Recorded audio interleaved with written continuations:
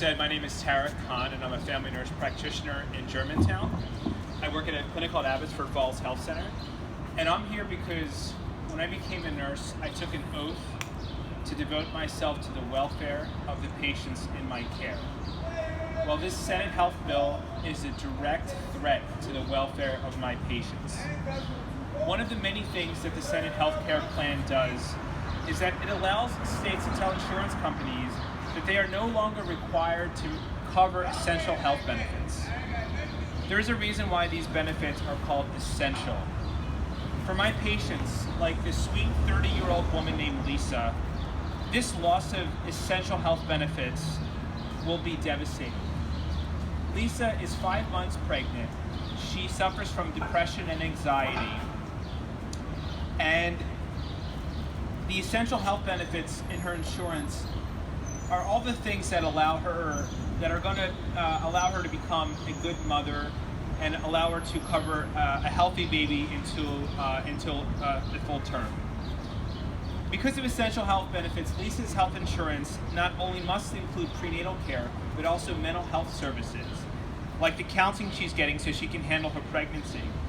Essential health benefits will prevent her from suffering from postpartum depression, will stop her from hurting herself, and will allow her to care for her newborn. Essential health benefits also must include prescription drug benefits so that the Zoloft that she's on is covered and her prenatal pills are covered as well. Lisa also has a 2-year-old with developmental disabilities named Brandon, and because of essential health benefits, his insurance covers his therapy, his wraparound service, and also covers his child exams, eye exams, dental exams, and any medical equipment that Brandon may need. Essential health benefits means that Lisa doesn't need to use the ER for primary care visits. Essential health benefits means that Lisa can use hospital services during her high-risk delivery, and it means that she won't have to attempt a high-risk home birth. Essential health benefits also covers contraceptive care, so further unexpected pregnancies will be prevented. Cancer screening, vaccinations like pap smears, like the flu shot that Lisa got early on in her pregnancy, is covered by essential health benefits. If it were not for her essential health benefits, Lisa's therapist said that she could not survive.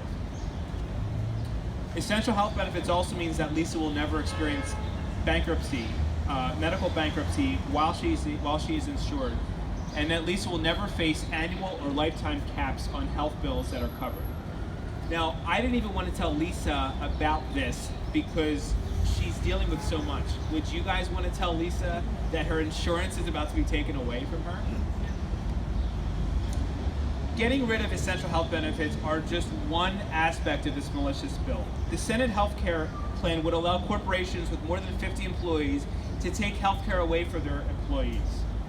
Because of this bill, 4 million Americans with employer insurance will lose their health care.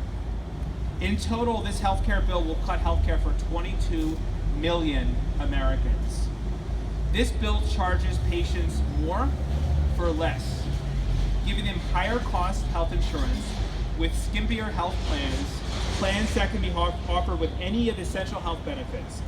Their plan, as Patrick mentioned, will also raise benefits premiums by 20% next year, and it also means higher copays and deductibles, what they said that they wanted to prevent with this bill. This bill also means big cuts to subsidies to help patients pay for health insurance. If you happen to let your health insurance lapse for more than 2 months, you are banned from insurance for 6 months. This bill places a large tear and a permanent hole in the safety net. By putting a ceiling on how much the government will pay for Medicaid services for the first time in its history, and making a waiting list for these services, many of the 74 million Americans on Medicaid will have their services rationed, and patients will be put on a waiting list. Who's affected by this? Half of all American childbirths are covered by Medicaid. Almost half of all kids are covered by Medicaid. More than 10 million Americans with disabilities are covered by Medicaid. 7 million Americans with intellectual and other developmental disabilities will be affected. these folks may lose the very therapy services, nursing services, and aid services that allow them to be independent and keep them living at home. This also means that there will be cuts to special ed services in school for the students with special needs. And also don't forget the 66% of Americans living in nursing home, because those folks are covered by Medicaid. Like the father of my favorite nursing instructor, she couldn't be here today because they were having a case meeting at his nursing home. He was just admitted and he is covered under Medicaid.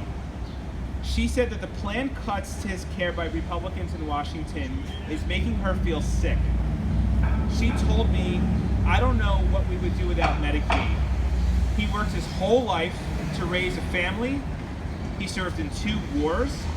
And at 94, this is what the party that he is loyal to thinks that he deserves.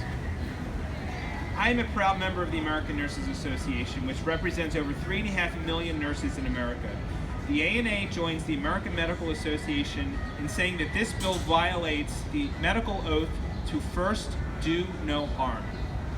Before the ACA passed and 20 million Americans got insurance, nearly 50,000 deaths a year occurred due to a lack of medical coverage.